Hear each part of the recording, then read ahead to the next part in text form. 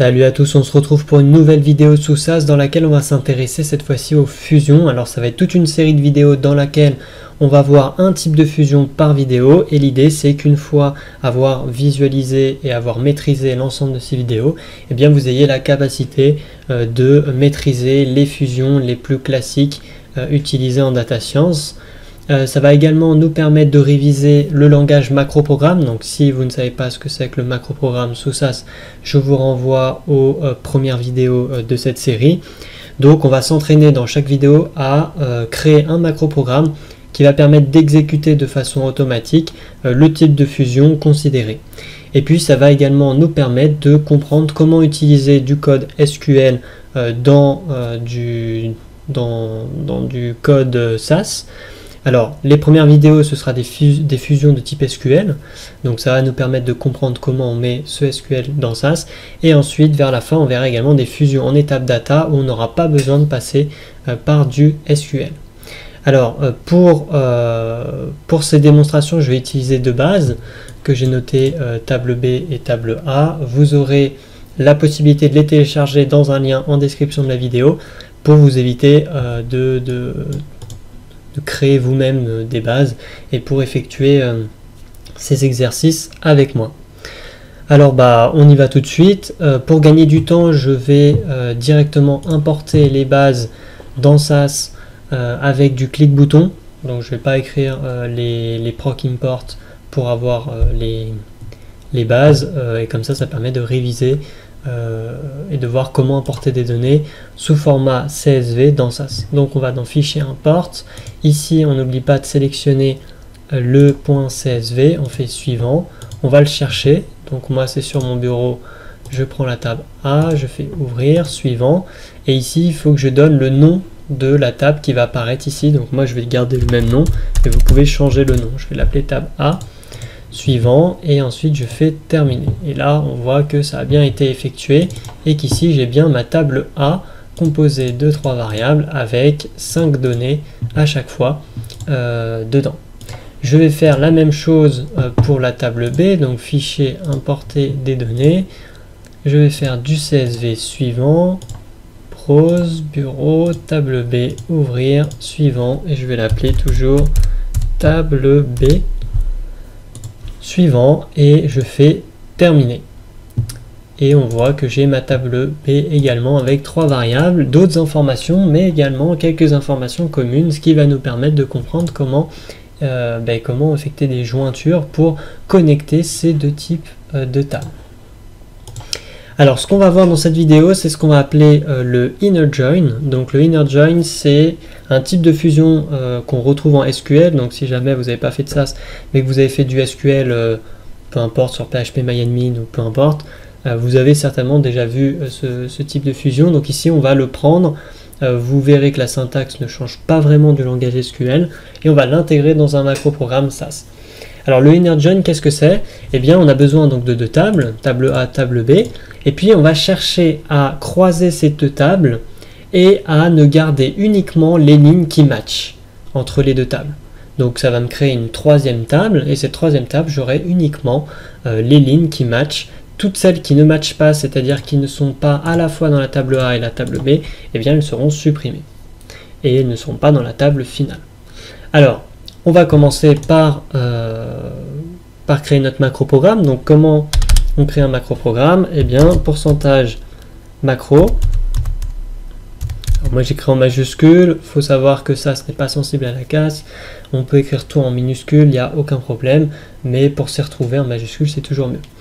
Ensuite, on met le nom du macro-programme. Donc moi je vais l'appeler fusion underscore inner underscore join, j'ouvre la parenthèse, et là je vais devoir mettre des paramètres, un certain nombre de paramètres. Pour l'instant je mets 3 petits points et je vais les remplir par la suite. Ici je vais avoir mon code et je termine mon macro programme par pourcentage mend, et je réécris à nouveau, où je fais copier-coller le nom. Ça c'est pas obligatoire, moi je préfère le mettre, et comme ça j'ai ma structure de mon macro programme. Alors qu'est-ce que je vais mettre dedans? Eh bien, je vais mettre du code SQL. Comment intégrer du code SQL sous SAS? Eh bien, j'ai besoin d'utiliser une procédure qui s'appelle la proc SQL. Donc j'écris procSQL, et à la différence des autres procédures, on avait vu qu'on mettait proc, par exemple on avait la proc ici univariate, et puis ensuite on faisait data égale et on renseignait la table. Bon, il faut savoir que sur la procSQL, on n'a pas besoin de renseigner la table, parce que ça nous permet simplement de mettre du code SQL. Donc je mets tout de suite mon point virgule, et puis pour fermer cette procSQL, je n'écris pas run, mais j'écris quit. Hop. Et ça veut dire que entre mes deux balises, entre ma balise procSQL et quit, je peux mettre du code SQL classique. Donc, comment je peux réaliser, quel est le code SQL qui me permet de réaliser ce type de jointure? Eh bien, c'est le suivant. Donc, create table. Donc là, je vais créer une table qui va contenir le résultat de ma jointure. Donc, je vais l'appeler résultat. As. Je vais à la ligne. Je décale. Alors, on n'est pas obligé de décaler. On n'est pas forcément obligé d'aller à la ligne. Mais pour une meilleure lecture du code, il vaut mieux prendre cette habitude de décaler, d'aller à la ligne pour mieux s'y retrouver. Ensuite, je vais mettre donc select étoile. En SQL, le select étoile, qu'est-ce qu'il fait? Eh bien, il va aller sélectionner dans les tables l'ensemble des variables. C'est pour ça, étoile, ça veut dire je sélectionne tout. Ensuite, je fais from, et donc là, je vais lui indiquer la première table à aller. Donc, la première table à aller, on va dire que ça va être table A. Alors, pour l'instant, je ne mets pas de macro variable, mais c'est vraiment pour construire le programme pas à pas. Je vais rajouter un alias en SQL, donc je vais faire as A. Ça veut dire quoi? Ça veut dire que il va aller prendre la table A et il va la renommer, mais lui en interne, comme étant un grand A. Et donc ça veut dire que par la suite dans le code, je vais pouvoir, pour appeler table A, je vais pouvoir utiliser simplement A. Ensuite, je vais à la ligne, je décale toujours, et puis je vais marquer inner join. Alors on peut le mettre en majuscule ou pas, peu importe. Et là, je mets la deuxième table qu'il doit aller chercher, avec laquelle il va fusionner. Et donc ici, je vais mettre la table B. Alors notez qu'ici, A et B sont pas en majuscule. Là, j'ai mis les majuscules, mais ça, ce n'est pas sensible à la case. Donc peu importe qu'il y ait des majuscules ou pas, ça marche. Et pareil, je vais mettre un alias, donc as B. Et ensuite, je dois faire la jointure. Donc je vais écrire on. Je vais mettre A point. Et alors pourquoi je mets A point? Eh bien parce que je vais appeler la table A, mais j'ai créé un alias qui me dit que je peux utiliser grand A pour l'appeler. Donc je mets A point. Et ensuite je mets donc, là il va me falloir ma colonne de fusion de cette table. Donc, je vais écrire colonne fusion table A. Voilà, table A. Et ensuite, je mets égal B point. Pareil, parce que j'ai créé un alias ici. B point. Et là, je vais mettre colonne fusion B. Et je ferme. Donc, je mets un point virgule à la fin de mon instruction SQL. Parce qu'en SQL, c'est pas comme dans SAS. On ne met pas des points virgules à la fin de chaque ligne. Mais on en met un à la fin de la procédure. Donc j'ai terminé mon inner join. Bon, pour l'instant ça ressemble pas à grand chose. Pourquoi? Parce que j'ai marqué directement table A, donc c'est pas vraiment un macro programme. Ici j'ai mis colonne fusion table B et table A. Bon, ça veut pas dire grand chose, mais je vais vous expliquer tout de suite ce que ça veut dire. Donc on a la table A ici que j'ouvre, et on voit qu'ici j'ai des clients. J'ai leur genre et j'ai leur âge. Et quand j'observe la table B, j'observe que j'ai employés, leur titre et leur salaire. Mais on voit bien que dans les employés ici, je retrouve des données de la table A. Par exemple, là j'ai Jacques dans la table B. Dans la table A, j'ai Jacques aussi, également. J'ai Suzanne, et là j'ai Suzanne également. Donc j'ai des données qui se ressemblent d'une table à l'autre. Mais par contre, j'ai d'autres choses que j'ai pas. Là, j'ai le salaire dans la table B, alors que dans la table A, j'ai pas le salaire. Dans la table B, j'ai pas d'âge. Dans la table A, j'ai une colonne âge. Donc j'aimerais vraiment rassembler ces données, rassembler ces informations. Et c'est pour ça que je vais utiliser un inner join pour faire matcher ces colonnes, cette colonne employé et cette colonne client, et matcher leurs informations de toutes les variables des deux tables. Alors vous allez voir avec l'exemple, ça va être un peu moins ambigu. Donc je vais renommer cette colonne qui s'appelle colonne fusion table A en colonne fusion, et je vais l'appeler gauche.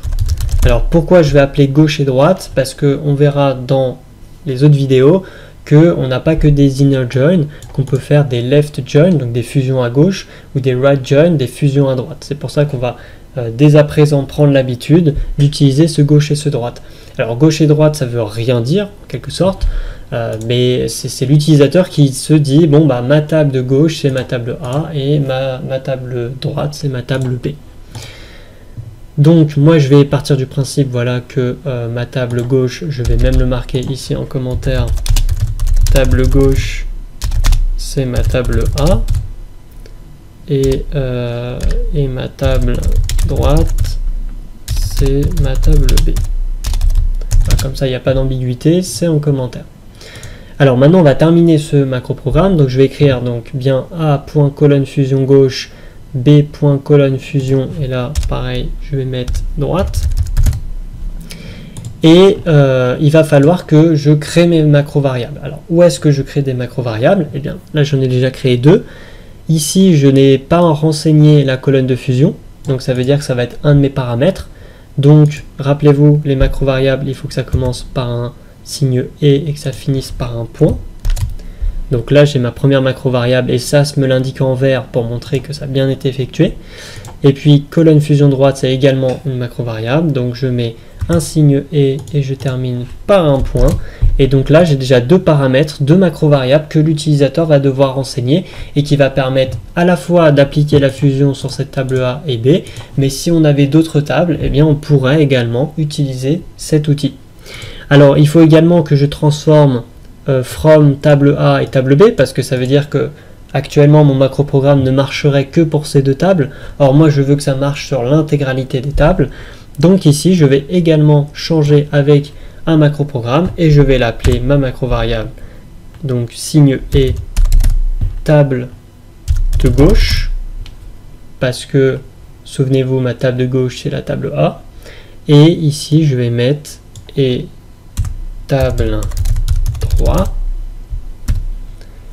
droite, et je vais terminer par mes points. Et donc arrivé ici, j'ai bien renseigné trois macro variables que l'utilisateur va devoir renseigner dans les paramètres. Donc les paramètres, il faut que je les écrive. Donc qu'est-ce que c'est que les paramètres? Eh ben, c'est simplement l'ensemble de mes macro variables que j'ai utilisées. Donc je vais les reprendre. Je vais avoir table gauche égale virgule. Je vais à la ligne. Alors, pas obligé d'aller à la ligne, mais pareil, c'est pour une meilleure lecture. Table droite, pareil, hop, virgule. Ensuite, je vais avoir également la colonne de fusion gauche. Donc c'est parti, colonne de fusion gauche, égale, virgule. Et ma dernière macro variable, c'est la colonne de fusion droite.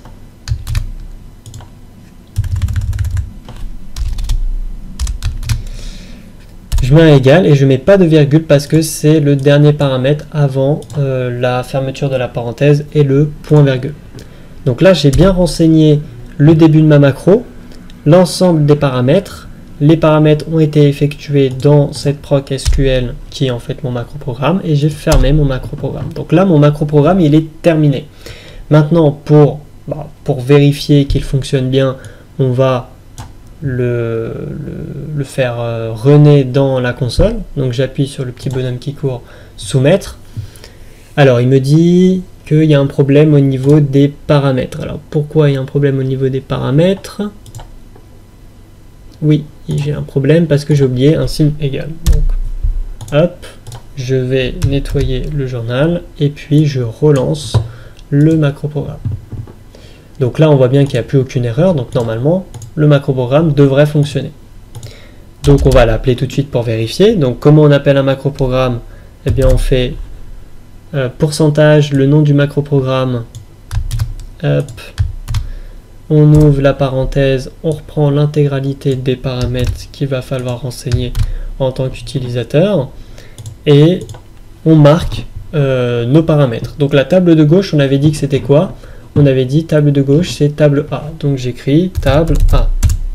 La table de droite, on avait dit que c'était table B, donc j'écris table B. La colonne de fusion gauche et la colonne de fusion droite. Donc, comme je vous avais montré un petit peu au début de la vidéo, dans table A, on voit que les informations similaires avec la table B se situent dans la colonne client. Donc, il faut que je prenne la variable client qui va être ma colonne de fusion de ma table gauche, parce que j'ai pris la table A. Donc, je vais marquer ici client. Et pour la B, les informations similaires se trouvent dans la colonne employé. Et donc, je vais prendre cette variable employé. Et puis, c'est ma colonne de fusion. Donc, je vais la mettre également ici. Donc, l'idée pour repérer ces colonnes de fusion, c'est d'observer les bases et de regarder à peu près où se situent les mêmes informations, où est-ce qu'on retrouve des mêmes informations. Bien sûr, toutes les informations de clients et toutes les informations de employés ne sont pas identiques. Mais c'est pour ça qu'on utilise un inner join, parce qu'il va lui-même aller matcher les tables et regarder, ok, bon bah Marie, elle est dans la table B, est-ce qu'elle est dans la table A? Non, alors Marie, je prends pas. En revanche, Suzanne, elle est dans la table A et elle est dans la table B, donc je prends et je vais lui prendre son titre, son salaire, et puis je vais lui prendre son genre et son âge. Donc voilà, c'est exactement ce qu'il va faire, et je vais vous montrer la démonstration tout de suite pour vous montrer que ça marche et que je vous raconte pas des bêtises. Donc on a fait apprendre notre macro-programme, maintenant on va le lancer. Donc on lance le macro-programme, il tourne, donc on voit qu'il n'y a eu aucune erreur ici sur le journal et qu'on a une table résultat qui a été créée. Alors pourquoi cette table résultat a été créée? Eh bien parce que ici je lui ai dit create table résultat, donc c'est moi qui lui ai spécifié de créer une table. Et si je clique dessus, qu'est-ce que je remarque? Eh bien je remarque que j'ai bien Suzanne qui est une femme avec son âge, le fait que c'est un employé et qui a un titre manager et qui a un salaire de 19 €, et pareil pour Jacques. Et on peut vérifier que Jacques se situait également dans la table A et la table B.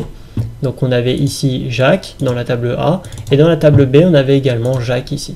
Toutes les autres informations ont été supprimées parce qu'on est en inner join. On verra quand on fera un left join, ou un right join, ou un full inner join, ou un full outer join, pardon, et bien on va pouvoir garder d'autres informations. Mais l'idée vraiment c'était de voir comment fonctionnait un inner join.